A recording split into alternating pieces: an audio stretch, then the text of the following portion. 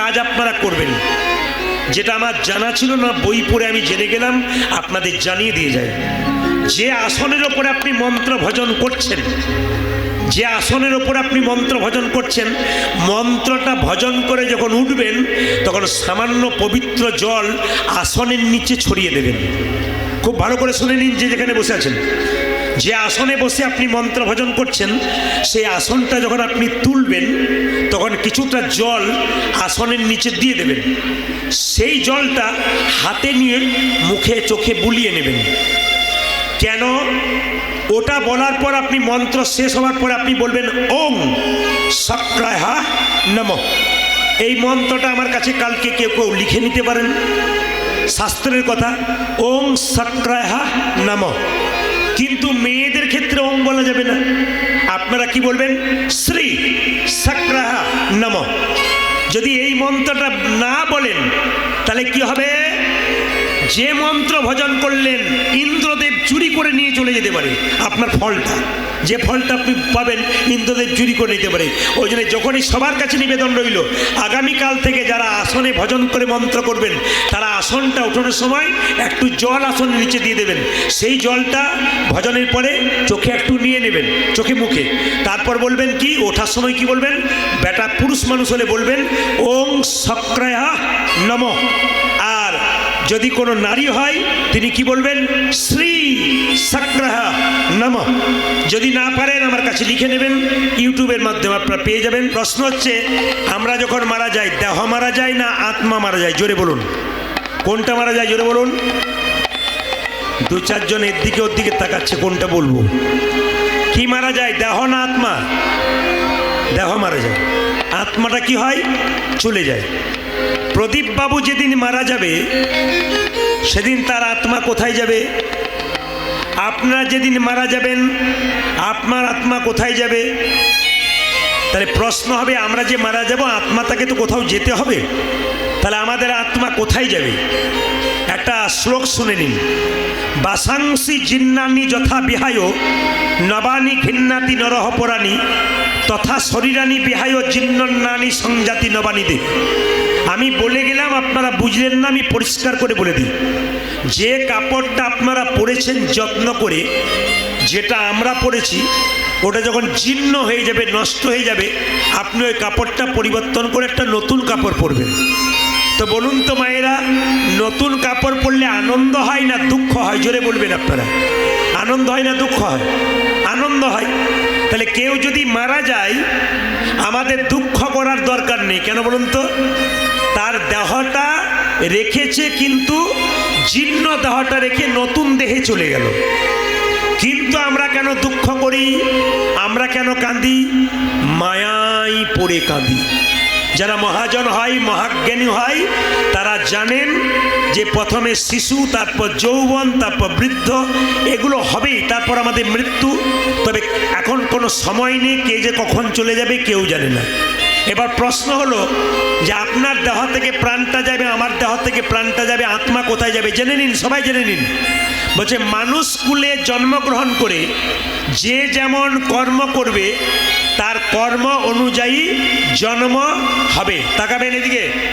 আজকে আপনাদের বৈষ্ণবনগরে খবর পেয়েছি, দুটো বাচ্চা জন্ম নিয়েছে। একটা বাচ্চা ওই পাড়াতে, একটা বাচ্চা একবারে শেষ প্রান্তে। একটা বাচ্চা বড় লোকের বাড়িতে সোনার চামচ মুখে নিয়ে জন্ম নিয়েছে, একটা বাচ্চা আবার গরিবের বাড়িতে মায়ের বুকে দুধ পাচ্ছে না, অভাবীর বাড়িতে জন্ম নিচ্ছে। তাহলে প্রশ্ন হবে, বাচ্চাগুলো কি এমন কর্ম করেছিল? একজন বড় লোকের বাড়িতে, একজন গরিবের বাড়িতে। পূর্বজন্মের কর্ম ফল অনুযায়ী জন্ম পেয়েছে। ওই জন্মে যে ভালো কর্ম করেছিল সে বড় লোকের বাড়িতে সোনার চামচ মুখে নিয়ে জন্ম নিল, আর ওই জন্মে যে খারাপ কর্ম করেছে সেরকম বাড়িতে জন্ম নিয়েছে। তাহলে প্রশ্ন করবেন, এই জন্মে যারা গরিব বাড়িতে জন্ম নিয়েছেন তারা কি খারাপ কর্ম করলেন? জন্ম নিয়েছেন, ভক্ত বললেন জন্ম হোক যথাতথা, কর্ম যেন তোমার ভালো হয়। প্রশ্ন করবেন, আত্মা সমাজে চলে যাবে। মানুষ কুলে জন্ম নিয়ে যে যেমন কর্ম করবে তার সেরকম ফল হবে। মানুষ হয়ে কেউ যদি পশুর মতো কর্ম করে তবে তার পশু কুলে জন্ম হয়। এইদিকে তাকাবেন, মানুষ কুলে জন্ম নিয়ে কেউ যদি পশুর মতো কর্ম করে, হরিনাম শুনবে না, হরিনামে নিন্দা করে বেড়াবে, হরিবাসর যেখানে হয় হাত তুলবে না, বাবাকে মানবে না, মাকে মানবে না, লোককে গালাগাল দেবে, অন্যায় করবে, অত্যাচার করবে, জানবে এর পরের জন্ম হবে পশু কুলে। আর মানুষ কুলে জন্ম নিয়ে যে মানুষের মতো কর্ম করবে, ভদ্র ব্যবহার করবে, মানুষের সঙ্গে জীবনযাপন করবে খুব শান্তভাবে, জানবেন আবার সে মানুষ হবে। কিন্তু মানুষ কুলে যে জন্ম নিয়ে যে মহাপুরুষের মতো কর্ম করবে, সাধন ভজন করবে, নাম করবে, প্রসাদ ভজন করবে, বাড়িতে ভক্ত থাকবে, তার কিন্তু আর দ্বিতীয় জন্ম হবে না। প্রশ্ন করবেন কেন? না, যে ধানকে সেদ্ধ করে মাটিতে ছড়ানো হয় তার যেমন দ্বিতীয় গাছ হয় না, যে দেহ হরিনামে সিদ্ধ হয়ে যায় তার দ্বিতীয় জন্ম হয় না, তার গোবিন্দের চরণে প্রাপ্ত হয়ে।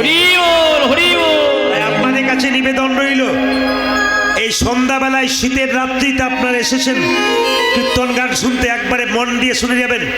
সবাই তাকাবেন আমার দিকে। মানুষ কুলে জন্ম নিয়ে ভালো কর্ম করবেন, দ্বিতীয় জন্ম হবে না। এইবার জেনে নিন, আপনি বৈষ্ণবনগরে মারা গেলেন, আপনি মারা গেলে আপনি স্বর্গে গেলেন না নরকে গেলেন, আপনাকে দেখেই কিন্তু আমরা বুঝতে পারবো। প্রশ্ন করবেন কি করে বুঝবেন? ডাক্তার পঞ্চানন ভট্টাচার্য একটা বই আছে, বইটার নাম জগত আমি, যদি কেউ কিনতে পারেন কিনে নেবেন। তাতে পরিষ্কার করে লেখা আছে যে বৈষ্ণবনগরে কেউ যদি মারা গেল, তাকে যদি বলো হরি হরি বল বলে শ্মশান ঘাটে নিয়ে যায়, তখন দেখবেন অনেক লোক বলাবলি করে, আহ মেয়েটি কি ভালো ছিল গো, খুব ভালো মানুষ ছিল, মরে গেল গো, মরে গেল। জানবেন ইনি যাচ্ছেন স্বর্গে, দশচক্রে ভগবান। আপনি যদি পুরুষ মানুষ হন, আপনি মারা গেলেন, লোকে বলবে লোকটি খুব ভালো ছিল, আহা মারা গেল গো, খুব কৃষ্ণ ভক্ত ছিল। জানবেন ইনি গেলেন স্বর্গে। কেন? 10 জন যদি ভালো বলে উনি যাচ্ছেন স্বর্গে। কিন্তু আপনার মৃত্যুর পর যদি কেউ বলে বেটা মরল ভালো হলো রে, এ বৈষ্ণবনগর গ্রামটা শান্তি পেল, এ বেটা মরেছে ভালো হয়েছে, এ দুষ্ট ছিল, বদমাইশ ছিল, লোকের অন্যায় করে করে বেড়াতো, জানবেন ইনি যাচ্ছেন নরকে। আর একটা কারণে জানতে পারবেন মানুষ মরে গেলে স্বর্গে গেল না নরকে গেল। তাকাবেন আমার দিকে, মৃত্যুর পরে কোনো মানুষের মুখ দেখবেন, কেউ মনে হয় ঘুমাচ্ছে, আর কারো মুখ দেখলে আপনি ভয়ে 4 দিন ঘুমোতে পারেন না, নাকি? অনেকে মায়েরা কেউ মারা গেলে দেখতে যান না, চল চল একটু দেখে আসি, লোকটা আমাদের পাড়া দিয়ে পেরিয়ে যেত, একবার দেখে আসি, শেষ দেখা দেখে আসি। দেখতে গেলেন এমন বিভৎস ভয়ঙ্কর মুখটা হয়ে গেছে, বাড়িতে এসে বলাবলি করেন, বাবারে দিদি আমার 10 দিন ঘুম হলো না গো, এমন বিভৎস মুখটা হয়ে গেছে। জানবেন উনি সাক্ষাৎ নরকে গেলেন। কিন্তু কেউ যদি মৃত্যুর সময় মনে হয় ঘুমাচ্ছে, জানবেন একবারে মনে হচ্ছে ঘুমাচ্ছে, আপনারা বলেন না ওরে বাবা দেখে এলাম যেন ঘুমাচ্ছে গো, মরে নাই, জানবেন ইনি গেলেন স্বর্গে। তাই বললেন জন্ম হোক যথাযথ, কর্ম হোক ভালো, মানুষ কুলে জন্ম নিয়ে গরিবের ঘরে জন্ম নাও, বড় লোকের ঘরে জন্ম নাও, এই জন্ম যদি তোমার খুব ভালো হয় তবে মৃত্যুর সময় তুমি কোথায় যাবে? স্বর্গের পথটা তোমার পরিষ্কার হয়ে যাবে। এবার যারা কীর্তন শুনছেন, ভাগবত পড়েন, তার জন্য বলে রাখি, ভাগবত বলল আমাদের শরীরে 9টা ছিদ্র আছে, এই 9টা ছিদ্র দিয়ে প্রাণ যায়, গুনে নেবেন আপনারা। 2টো কান, 2টো চোখ, 4, 2টো নাকের ছিদ্র, 6, 1টা মুখের ছিদ্র। 7, কটা হলো মায়েরা? 7টা। এই 7টা ছিদ্র দিয়ে প্রাণ যদি বেরিয়ে যায়, ভাগবত বলল আপনি স্বর্গে যাবেন। আর যদি আপনার নিচের দিকে 2টো ছিদ্র প্রত্যেকটা মানুষের আছে, একটা পায়ু একটা উপস্থ, যদি ওই দিক দিয়ে প্রাণ যায়, মানে মৃত্যুর সময় কোনো মানুষ যদি পায়খানা প্রস্রাব করে দেয়, জানবেন উনি নিম্নগামী হলেন। ভাগবত বলে দিয়েছে, পরিষ্কার জেনে নিন আপনারা, মৃত্যুর সময় যদি কোনো মানুষ পায়খানা প্রস্রাব করে দেয়, নিম্নগামী, প্রাণ নিচের দিকে গেল, উনি নরকগামী হলেন। কিন্তু যদি কান দিয়ে প্রাণ গেল, তাহলে আপনি বুঝবেন স্বর্গে গেলেন। বলবেন প্রদীপ বাবু কান দিয়ে প্রাণ গেল বুঝবো কি করে? দেখবেন মারা গেলে কারো কানটার দিকে একটু হাত দিয়ে দেখবেন খসখস করছে, মোটা হয়ে গেছে, কান দিয়ে প্রাণ গেল। নাকের ফুটোতে হাত দিয়ে দেখবেন খসখস করছে, মোটা হয়ে গেছে, এই দিক দিয়ে প্রাণ গেল। আবার দেখবেন মায়েরা, সবাই তাকাবেন, আবার দেখবেন অনেকে মৃত্যুর সময় তাকিয়ে তাকিয়ে মরে, তার মানে চোখ দিয়ে প্রাণ গেল। অনেকে মৃত্যুর সময় দেখবেন হাঁ করে মরে, মানে মুখ দিয়ে প্রাণ গেল। যদি 7টা ছিদ্র দিয়ে আপনার প্রাণ যায়, আপনি পাক্কা জেনে নিন, যদি এই দিকে পায়খানা প্রস্রাব না হয় মৃত্যুর সময়, তাহলে জানবেন এই 7টা ছিদ্রের মধ্যে প্রাণ গেছে। আর এই দিকে গেছে মানে আপনি কোথায় গেলেন? আপনি স্বর্গে গেলেন। এই জন্য আপনাদের কাছে নিবেদন রইল, বাবা জন্ম হোক যথা তথা, কর্ম যেন আপনার ভালো হয়। আমার পাশের বাড়িতে একটা নতুন বউ বিয়ে হয়ে এসেছে, এইদিকে এদিকে 2 মাস বিয়ে হয়েছে। শাশুড়ি মা বলছে, বৌমা কি মা? আজকে বৃহস্পতিবার, হ্যাঁ হ্যাঁ লক্ষ্মী পুজো, হ্যাঁ আমের সখা দিয়েছো ঠাকুর মশাইকে? হ্যাঁ দিয়েছি। আচ্ছা, ঘট দিয়েছো? হ্যাঁ দিয়েছি। ধান দিয়েছো? দিচ্ছি। দুর্বা দিয়েছো? হ্যাঁ দিয়েছি মা। আচ্ছা, 5টা টাকা দিয়ে দিও। হ্যাঁ একটা গামছা থাকলে দিয়ে দিও। আচ্ছা। এবার কাজল লতা দিয়েছো? হ্যাঁ। আচ্ছা, সব দিয়েছো, এবার উলুটা দিয়ে দাও। উলু। মেয়েটার উলু দেয় না, জিজ্ঞেস করছে বৌমা দাঁড়ান দাঁড়ান দাঁড়ান, আপনাদের বলিনি তো। হঠাৎ মেয়েটা উলু দেয় না, বলছে বৌমা উলু দিচ্ছ না, কি ব্যাপার? বলছে মা বাক্সের ভেতরে দেখলাম, বিছানার ভেতরে দেখলাম, উলু আর খুঁজে পেলাম না। মানে ও খুঁজে খুঁজে ও ভাবছে উলু তাহলে কোনো জিনিস বটে বোধ হয়। আপনাদের দেখে মনে হচ্ছে আপনারা সেরকম উলু খুঁজে বেড়াচ্ছেন। একবার জোরে উলু দিন তো, নিতাই গৌর হরি বলবেন। ছোট্ট কথা আপনাদের বলে যায়, যে যেখানে বসে আছে, কালকে বলবো না এই কথাটা, আজকে বলে দিই। যারা গুরুকরণ করেছেন তাদের জন্য বলে রাখি, গুরুকরণ যারা করেন নাই তাদের জন্য বলে রাখি, গুরুকরণ করে নেবেন।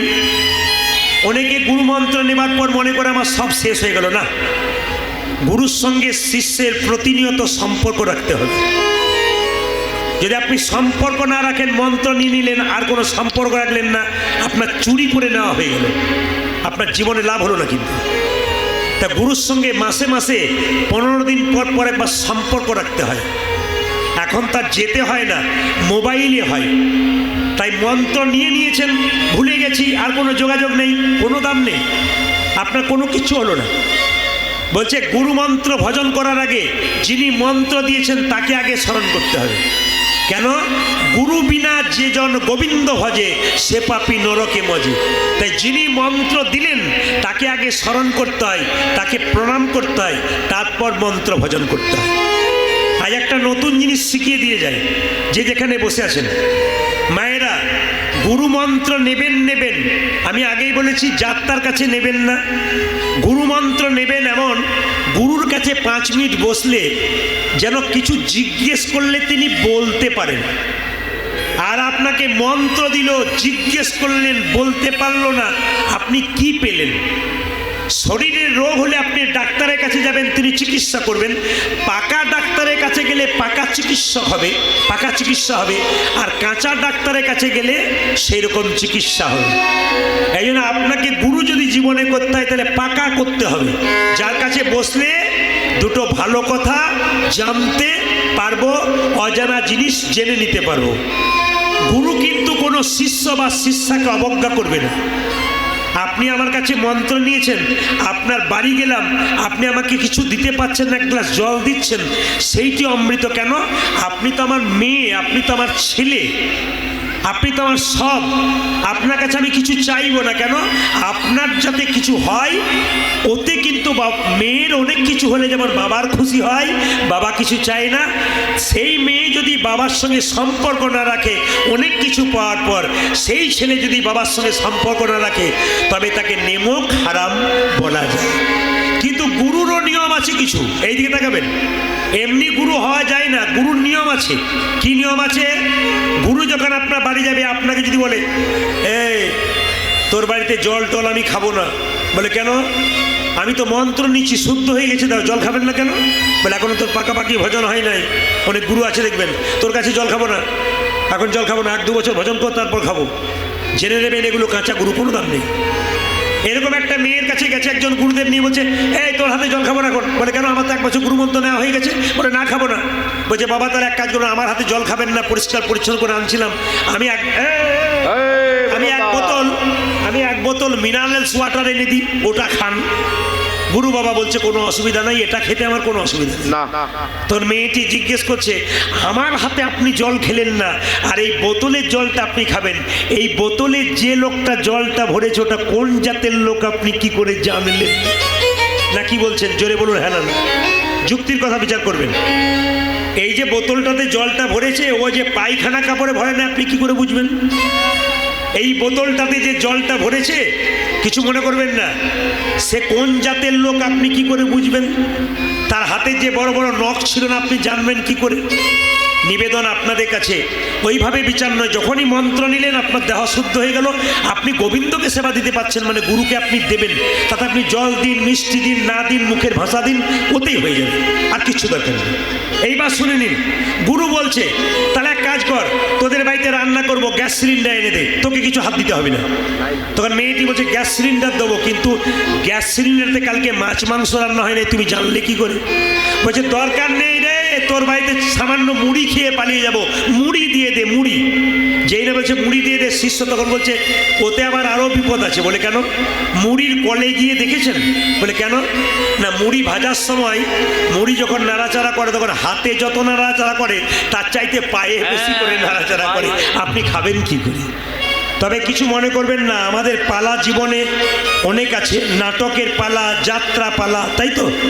কিন্তু আমাদের জীবনে দুটো পালা আছে, সবার জানা আছে, একটি আসার পালা আর একটি, জোরে বলুন, অনেকে ভয়ে হাত তুলছে না, যাবে না বলে আর কি, জোরে বলুন, একটি আসার পালা আর একটি যাক। বাহ, আমার সব চাইতে ভালো লাগছে, অন্য জায়গাতে তো ভয়ে বলে না, চুপ করে থাকে, যাব না বলে, এখানে আপনারা বলছেন, খুশি হয়ে যাচ্ছি। জেনে নিন, যারা কীর্তন শুনতে এসছেন তাদের কোন পালা শেষ হয়েছে, আসারটা না যাওয়ারটা? ঠান্ডা মাথায় উত্তর দেবেন, জোরে বলুন। সবাই আসারটা বলছেন, একজন বলছে যাওয়ারটা। প্রণাম, যাওয়ারটা। তাহলে আসারটা নাকি? বাকি আছে কোনটা? জোরে বলবেন। আসারটা আমাদের শেষ হয়ে গেছে, বাকি আছে কোনটা? জোরে বলুন। যাওয়ারটা। আচ্ছা, যদি এতই বোঝেন যে যাওয়ারটা বাকি আছে, সাদা চুলে গোদরেজ নিচ্ছেন কেন? আর যদি বুঝছেন, আবার দেখবেন, কিছু মনে করবেন না, আবার দেখবেন, কিছু মনে করবেন না, যে যখন মৃতদেহ শ্মশান ঘাটে নিয়ে যায়, বলো হরি বলো হরি, আপনার দরজা দিয়ে নিয়ে যাই, আপনিও প্রণাম করেন, আপনার ছেলে মেয়েকে প্রণাম করান, আর কি ভাবেন বলুন তো? ও বোধহয় গেল, আমি বোধহয় যাবই না। পাক্কা কথা। যদি ভাবতেন তাহলে তো কিছু হয়ে গিয়েছিল। আপনি ভাবলেন যে ও চলে গেল, আমি বোধহয় যাবো না, এইরকমই থেকে যাব। কিন্তু যিনি মরে গেলেন তিনি মরেন নাই, তিনি জানিয়ে দিয়ে গেলেন আমাকে দেখে শিখে নাও, আমি যেমন হেলতে দুলতে মাচাতে চললাম, তুমি যতই সংসারে আনন্দ করো, গাড়ি বাড়ি টাকা করো, আমাকে দেখে শিখে নাও, এরকম মাচার ওপরে চেপে তোমাকেও কিন্তু একদিন যেতে হবে। না কি বলছেন? ও মায়েরা, বৈষ্ণবনগরে কোথাও কসাইখানা আছে, ছাগল কাটা হয়, তো দেখবেন মায়েরা, যেখানে মাংসর দোকান, ছাগলের দোকান থাকে, ছাগল কাটে যেখানে, সেখানে দেখবেন একটা ছাগলকে কেটে ছালটাকে ছুলে দিব্যি টাঙিয়ে দিয়েছে, আর একটা ছাগল পাশে বসে দিব্যি কাঁঠাল পাতা চিবোচ্ছে। ও জানে না যে পরের লাইনটা ওর আছে। আমরা সব কাঁঠাল পাতা চিবানো লোক, আমরা জানি এর পরের লাইনটা আমাদের আছে, কিন্তু তবু আমরা কাঁঠাল পাতা চিবোচ্ছি, দিব্যি বুঝছি না যে ছাল ছাড়িয়ে টাঙানো আছে, এরপরে আমারও হবে। এই দোষটাই হচ্ছে আমাদের আসল দোষ। যারা কীর্তন শুনতে এসছেন দেখবেন, ব্রাহ্মণ যখন পুজো করে, বাড়িতে ভক্তগণ যখন ভগবানের সেবা করে, তখন দেখবেন একটা নামাবলী বাজার থেকে কিনতে পাওয়া যায়, হরে কৃষ্ণ নাম লেখা থাকে, ওই নামাবলীটা গায়ে নিয়ে অনেকে কীর্তন করে। কিন্তু জেনে নিন, যে যেখানে বসে আছেন, শিক্ষামূলক কথা, এই নামাবলী কিন্তু গায়ে নেবার আগে মাথায় বাঁধতে হয়। সর্বশ্রেষ্ঠ নিয়ম হচ্ছে নামাবলী মাথায় বাঁধা। মাথায় বাঁধবো নামাবলী, কাঁধে নেব ভিক্ষার জন্য, না কি বলছেন? পদে আছেন, এই দিয়ে তাকাবেন। তাই নামাবলী প্রথম কোথায় নেওয়া দরকার? মাথায় নেওয়া দরকার। যদি কেউ মনে করেন মাথায় নেব না, মায়েরা কিভাবে নেবেন? এরকম করে মন্দিরে বসে কাপড়টা, নামাবলীটা মাথায় নিয়ে, গোটা গায়ে চাঁদের মতো নিয়ে চুপচাপ বসে কোণে ভজন করবেন। এই নামাবলীটার জন্ম কোথা থেকে একটু জেনে নিন। এই সুবলটাকে আপনারা সবাই জানতে পারবেন। রামচন্দ্র কত বছরের জন্য বনবাসে গেল? জোরে বলুন আপনারা। জোরে বলুন। 12 বছর, 14 বছর, জোরে বলবেন।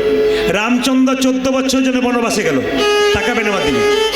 আচ্ছা বলুন তো মায়েরা, 14 বছর জন্য বনবাসে গেল, কিছু মনে করবেন না। যখন বনবাসে গেল সীতাকে হারিয়ে রামচন্দ্র কাঁদছে, কাঁদছে না? কিন্তু আমার প্রশ্ন হচ্ছে এখানে যে রামচন্দ্রের সঙ্গে রাবণের যখন যুদ্ধ ছিল, রাবণ তখন দিনের পর দিন হেরে যাচ্ছে। জোরে বলুন হ্যাঁ না না। এইদিকে এদিকে। এত বড় প্রতাপশালী রাবণ তিনি হেরে গেলেন কেন?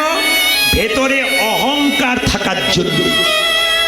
রাবণের জ্ঞান বুদ্ধি কম ছিল না, প্রচুর ছিল, কিন্তু কি হলো বলুন তো? অহংকার। ওই যে যারা কীর্তন শুনতে এসছেন তাদের কাছে নিবেদন রইল, কোনো ব্যক্তির ভেতরে যদি একবার অহংকার নামক বিষয়টা ঢুকে যায়, তাহলে বুঝে নেবেন আপনি সেই দিন থেকে ধ্বংস হয়ে গেলেন। লোকে কোথায় কি বলছে সে দেখে লাভ নেই।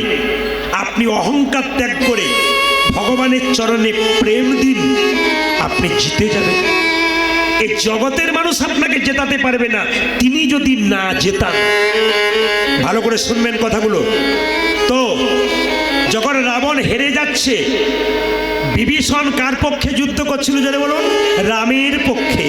আমরা বলি না ঘর শত্রু বিভীষণ? বিভীষণের একটা ছেলে ছিল, তার নাম হচ্ছে তরণী সেন। জোরে বলুন হ্যাঁ না? বলবেন আপনারা। বিভীষণের, আমি মায়েরা শুনবেন, আমার সামনে বাবারা আছে, ওই জন্য বাবাদের কাছ থেকে ইশারাটা বেশি পাবো, ওই জন্য বাবাদের দিকে তাকিয়ে বলি। যারা পেছন আছেন একটু হিসাব করে নেবেন। তরণী সেন। তো তরণী, হঠাৎ রাবণ যখন গালে হাত দিয়ে চোখের জল পড়ছে, তখন রাবণকে গিয়ে তরণী বলল, জেঠু জেঠু।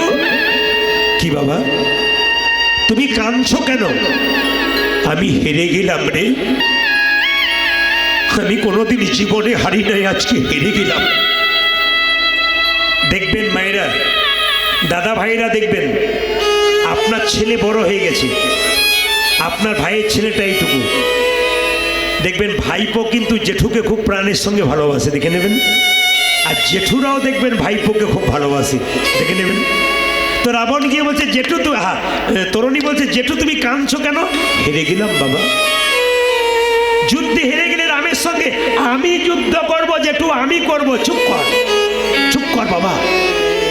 কুম্ভকর্ণ 6 মাস ঘুমোয়, 6 মাস জেগে থাকে, সে পারল না, তুই কি করে পারবি? তুই মরে যাবি, যাস না বাবা, তুই যাস না। জেঠু, সাধুগুরু বৈষ্ণবের মুখে শুনেছি, বড়দের আশীর্বাদ যদি ছোটদের মাথায় থাকে, তবে ছোটরা এমন কিছু কাজ করতে পারে না যা পৃথিবীতে নাই। আশীর্বাদ করে দাও জেঠু, আমি রামের সঙ্গে যুদ্ধ করব।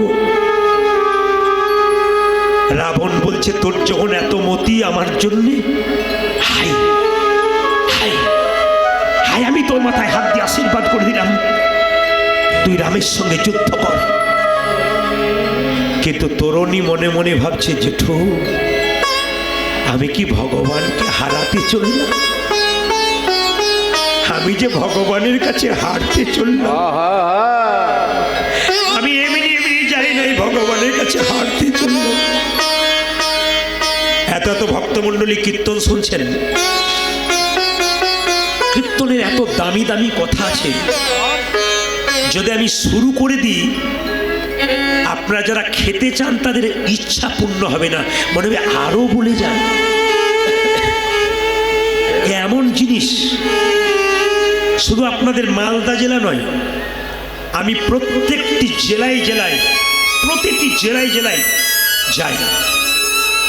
এই মালদাতে আমি এখন 10-12 দিন থাকবো, উত্তর দিনাজপুর, দক্ষিণ দিনাজপুর, মালদা মিলিয়ে। তা আপনাদের কাছে নিবেদন রইল, এই ঠান্ডার মধ্যে এসছেন, কষ্ট করে কিছু জেনে যান, দেখবেন জীবনটা কত পরিবর্তন হয়ে যায়। এখানে অনেক মেয়ে আছে, ছেলে আছে, যারা আমার কাছ থেকে দীক্ষা নিয়েছিল, তাদের পরিবর্তন হয়ে গেছে, আমি দেখতে পাচ্ছি।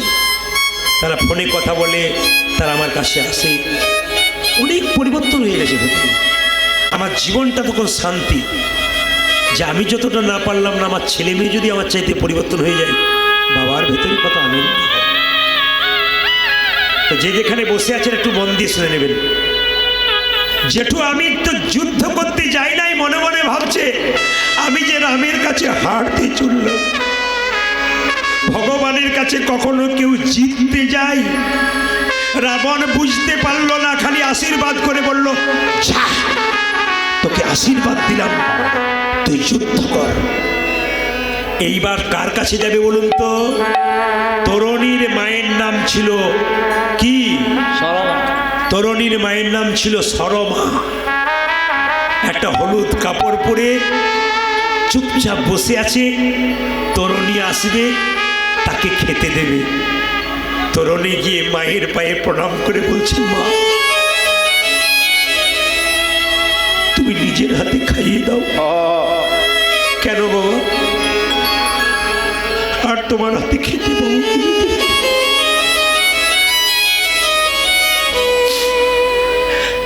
তোমার হাতে খেতে পাবো কিনা জানি না, শেষ খাওয়া আজকে খাইয়ে দাও। মনে মনে বলছে আর বাইরে বলছে, মা আমার খাওয়া শেষ হলে গেলে একটা জিনিস চাইবো, তুমি দেবে? মা তখন বলছে, বোকা কোথাকার, পৃথিবীতে মা মায়ের কাছ থেকে ছেলে চাইলে মা দিতে পারে না এমন কি আছে? মা যে তার সর্বস্ব ত্যাগ করে সব দিয়ে দেয়। আমাকে কি চাইবি তুই? আমি আগে আমার মাথায় হাত দিয়ে কথা দাও, আমি তোমার কাছে যা চাইবো তুমি দেবে। বললাম তো আমি দেব। এইখানেই গন্ডগোল হয়ে গেল। মা মাথাতে হাতটা দিয়ে বলল, আমি তোকে তাই দেব, তুই যাই চাইবি। মা আশীর্বাদ দাও, আমি যুদ্ধ করবো। চুপ কর। কার সঙ্গে যুদ্ধ করবি? ভগবানের সঙ্গে? না না, তুই ভগবানের সঙ্গে যুদ্ধ করবি না। কেন করবি? আমি কিন্তু তোমাকে মাথাতে হাত দেওয়া করিয়ে দিয়েছি তার আগে।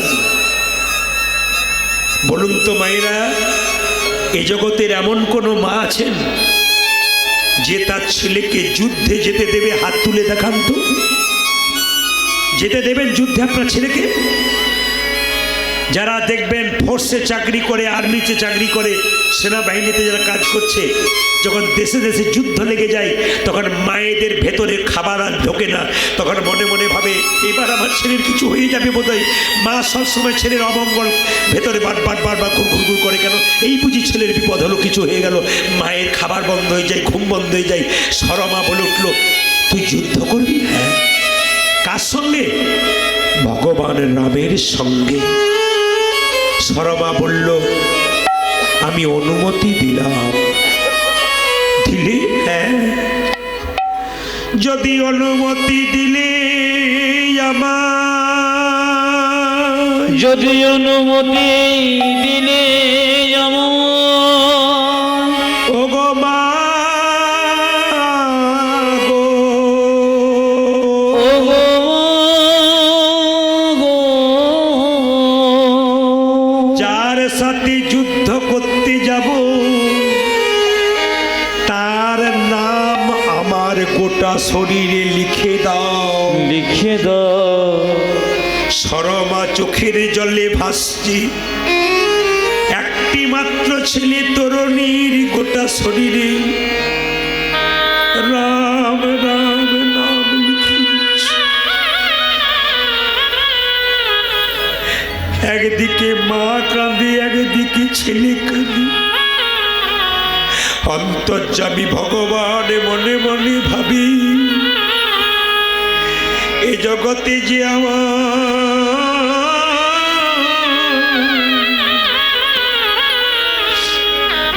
এ জগতে যে আমার চোখে, হরিবল হরিবল হরিবল, এই জগতে যে আমায় চোখের জলে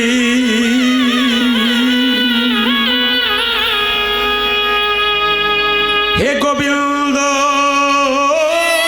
বলি, হে গোবিন্দ বলে যে গোবিন্দ তোমার হলো আমি বলি, যদি নিজেকে আমার কাছে সঁপে দেয়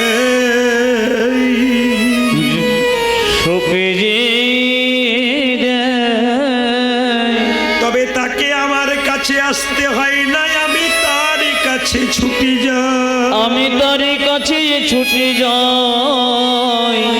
সমস্ত মায়েদের কাছে, বাবার কাছে আমার নিবেদন রইল, কাঁদবে যদি তবে সংসারের জন্য কেঁদো না, কাঁদবে যদি তবে ভগবানের জন্য কাঁদো। ভগবানের জন্য কাঁদো।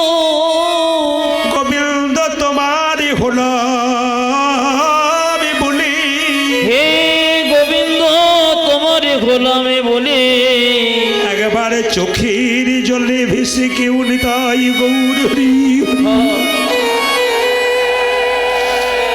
বাবা, কীর্তন শুনলে হবে না, অনুভব করতে হবে।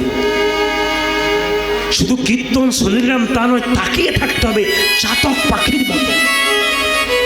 চাতক পাখি যেমন অপেক্ষা করে থাকে কতক্ষণ পর একটু বৃষ্টি হবে, মেঘ থেকে সেই জল আমি পান করব। যারা ভক্ত চাতক পাখি আছে তারা অপেক্ষা করে আছে কখন একটু তত্ত্ব কথা শুনবো, আমার জীবনটা সুন্দর হবে, আমি জেনে যেতে পারবো।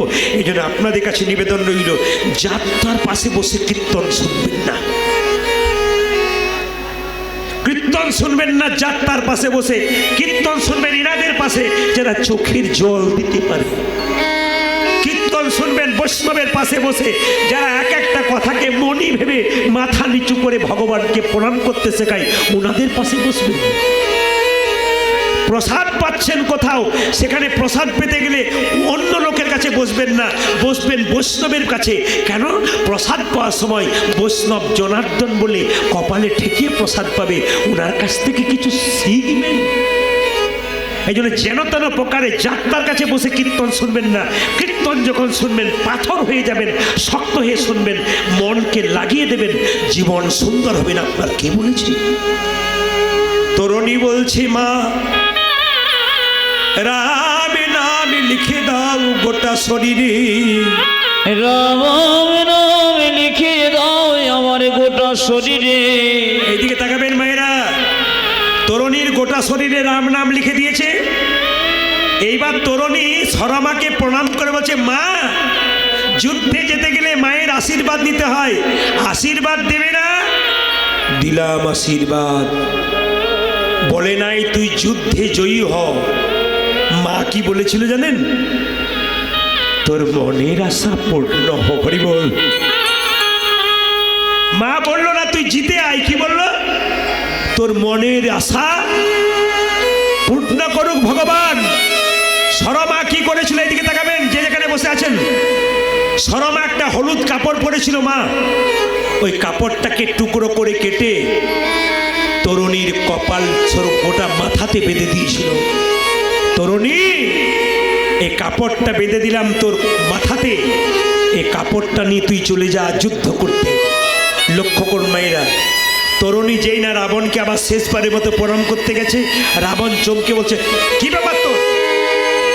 যে রাম আমার শত্রু, সেই রামের নাম তুই শরীরে লিখেছিস, যা বেরিয়ে যা এখান থেকে, প্রণাম করবি না তুই আমায়। তরুণী রেগে যায় নাই। যেজন কৃষ্ণ ভজে সে বড় চতুর। জেঠু, আমি কার ভাইপো বলো তো? কেন রাবণের? আমি রাম নাম লিখলাম কেন বলো তো? বোঝাচ্ছে কেমন দেখুন। আমি রাম নাম লিখলাম কেন বলো তো? আসলে রামের সঙ্গে যুদ্ধ করতে যাব, আমার শরীরে রাম নাম লেখা আছে, যদি যুদ্ধ না করে তাহলে হেরে যাবে, আমি জিতে যাবো, ব্যাস ফিরে আসবো। রাবণ বুঝতেই পারলো না চালাকিটা, বললো, বাহ, এই না হলে আমার ভাইপো, যা তুই যুদ্ধ করতে যা। মায়েরা তাকান, তরুণী যুদ্ধক্ষেত্রের কাছে, একদিকে রামচন্দ্র দাঁড়িয়ে আছে, একদিকে বিভীষণ দাঁড়িয়ে আছে। কিন্তু একবারও বিভীষণ বলে নাই যে আমার ছেলে বটে। দেখুন কেমন বাবা, দেখুন মা বাবা কেমন হয় পৃথিবীতে। কৃষ্ণকে ভজন করার জন্য ছেলেকে কি করতে পারে, এরকম মা বাবা হলে সেরকম সন্তান জন্ম দেয়। তাকান আমার দিকে, কি করছে? রামচন্দ্র যখন দাঁড়িয়ে আছে, বিভীষণ দাঁড়িয়ে আছে, পেছন থেকে সামনে থেকে চিৎকার করছে, কে? তরুণী, প্রভু রাম, প্রভু রাম রাম, হে প্রভু রাম, হে প্রভু রাম, হে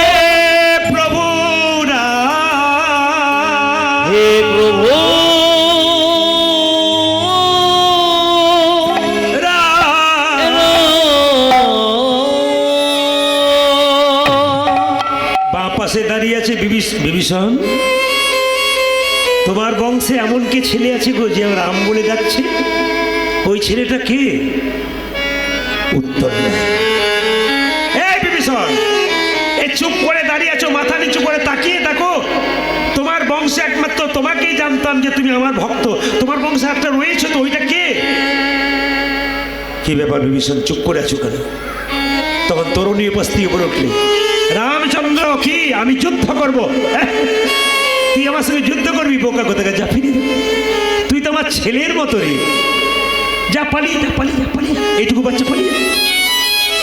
বিভীষণ চুপ করে আছে। তরুণী বারবার বলছে যুদ্ধ করতে চাই আমি যাবো না। রামচন্দ্র বলছে ফিরে যা, তুই হেরে যাবি, তুই মরে যাবি, তুই আমার ছেলের সমান। আমি বাবা হয়ে ছেলের সঙ্গে যুদ্ধ করবো কি করে? যেজন কৃষ্ণ ভজে সে বড় চতুর। তরুণী বলে উঠল, তুমি যদি যুদ্ধ করবে না তাহলে বলে দাও তুমি হেরে গেলে, ব্যাস আমি চলে যাব। কত চালাক দেখুন, শুধু বলে দাও যে আমি হেরে গেলাম, ব্যাস আর কিছু না, আমি চলে যাব। সঙ্গে সঙ্গে রামচন্দ্র বলছে তাই বা বলি কি করে যে আমি হেরে গেলাম? তবে যুদ্ধ কর। তরুণী বাণ ছুড়ল, সেই বাণ প্রথমে পড়ল রামের চরণে। রাম বলল, তরুণী, এ জগতে কোনো ভক্ত যদি বাণ দিয়ে আমার চরণে প্রণাম করে, তোর কাছে যেতে পারলাম না, আমিও বাণ মেরে তোর মাথাতে আশীর্বাদ দেব। মায়েরা, মায়ের আশীর্বাদ কত বড় দেখুন। বাণটা যখন মেরেছে রামের চরণে পেয়েছে, ভগবানের চরণকে তো কেউ কিছু করতে পারে না। আর ভগবান যাকে মারে সে কি করে? যেই না মা যে পাকড়িটা বেঁধে দিয়েছিল মাথার পাকড়িতে গিয়ে লেগেছে, তরুণীর কিচ্ছু হলো না। এর থেকে প্রমাণ কি? মায়ের আশীর্বাদ যদি কোনো ছেলের মাথায় থাকে, এখানে বানটা পড়েছে, যেখানে বেঁধেছে বাঁধা জায়গাতে পেয়েছে। এইবার রামচন্দ্রকে বান ছুটছে তরুণী, যুদ্ধ করো। তরুণী যুদ্ধ করছে, রামচন্দ্র যুদ্ধ করছে। হঠাৎ যুদ্ধ করতে করতে একসময় রামচন্দ্রের বাণে তরুণীর মাথাটা কেটে আকাশ পথে ঘুরল। রাম রাম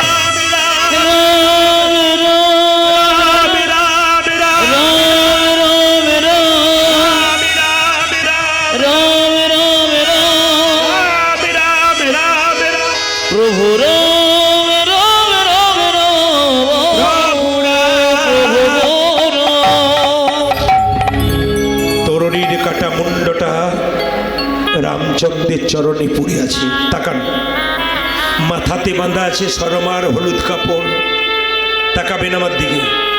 বিভীষণকে জিজ্ঞেস করছে রামচন্দ্র, বিভীষণ এ কে? বিভীষণের দিকে তাকাচ্ছে, তখন দেখছে বিভীষণের চোখ থেকে জল এগিয়ে। জল কেন? এতক্ষণ চুপচাপ দাঁড়িয়েছিলে, কাটা মাথা দেখে কাঁদছো কেন? তুমি কি হয়েছে তোমার? বলো বিভীষণ, তুমি কাঁদছো কেন? বিভীষণ বলল, প্রভু, এটা আর কেউ নয়, আমার একমাত্র বংশের প্রদীপ, আমার একমাত্র তরুণী, আমার ছেলে। চুপ করো। বাবা হয়ে ছেলের মৃত্যু দেখছি, কিছু প্রতিবাদ করছি না, চুপ করো। তুমি কেমন বাবা? তুমি দেখতে পাচ্ছ আমার হাতে মরবে, তবু তুমি কেন চুপ করে দেখছো? বিভীষণ বলে উঠল, ঠাকুর, রাক্ষস কুলে জন্ম নিয়ে আমি তো পাপ করেছি। আমার ছেলে রাক্ষস কুলে জন্ম নিয়ে যদি তোমার চরণ পায়, ওর যে জীবন ধন্য হয়ে যাবে। বাবা যদি বাবার মতো হয়, সেই বাবাকে কোটি কোটি বার প্রণাম করা যায়। মা যদি মায়ের মতো হয়, সেই মাকে কোটি কোটি বার প্রণাম করতে হয়। মা ছেলে জন্ম দিয়েছে মানে মানুষ করে চাকরি পাবে এ নয়। চাকরি পাক, মনুষ্যত্ব বিবেক তৈরি করতে গেলে প্রত্যেকটা মায়ের কাছে প্রদীপ পালের নিবেদন রইল, ছেলেগুলোকে কৃষ্ণ ভক্ত করে যান। ছেলের জন্য কি রেখে গেলে? লাখ টাকা 20 লাখ টাকা রেখে গেলেন তা নয়, ছেলেকে সম্পদ তৈরি করে যান যেন কৃষ্ণ ভক্ত হতে পারে। মৃত্যুর পরে আপনার সাধ্য কাজ করে আপনার সব সমর্পণ করতে পারে, তবে তো সন্তান জন্ম দেওয়ার মানে নইলে তো বেকার হয়ে। তা আপনাদের কাছে নিবেদন রইল বাবা, এইদিকে তাকাবেন। রামচন্দ্র বলল, তরুণী, এই যে তোর কাটা মুন্ডটা আমার সামনে রইল, আমি কথা দিলাম তুই আমার দিকে জল জল করে তাকাচ্ছিস, তুই আমার সম্মুখে দাঁড়িয়ে আছিস, আমার সম্মুখে তোর মাথাটা, তুই আমার দিকে তাকাচ্ছিস। কথা দিলাম তরুণী, আগামী দাপরে আমি হব কৃষ্ণ, তুই হবি আমার সুবর্ণ সখা। তোকে সামনে রেখে আমি রাধার সঙ্গে লীলা করব। ওরে তরুণী, তুই সুবর্ণ সখা। তবে হ্যাঁ, এও আবার বলে দিলাম, তোর মা সরমা তোর মাথাতে যে হলুদ কাপড়টা বেঁধেছে ওটাও কিন্তু বৃথা যাবে না। তোর ওই শরীরের রক্ত দিয়ে আমি তোর মায়ের হলুদ কাপড়ে রাম রাম নাম লিখে দিলাম। এ যুগে এটা হলো রামাবলী, এই যুগে যেটা হলো রামাবলী, এ যুগে এটা হলো রামাবলী, এই যুগে হলো রামাবলী। আগামী পরের যুগে এ হবে নামাবলী, এ হবে রামাবলী। মেয়েরা, নামাবলীর জন্ম রামাবলী থেকে হলো, তরুণীর মায়ের সরমার কাপড় থেকে হলো। কত অজানা জিনিস আমাদের জানা নাই, সেগুলো জানবার জন্য আমরা আসরের মধ্যে আসি। আপনারা হা হয়ে শুনছেন। ভগবান শ্রীকৃষ্ণ বলল, এই সুবল, তুই আমার রাধাকে নিতে পারবি?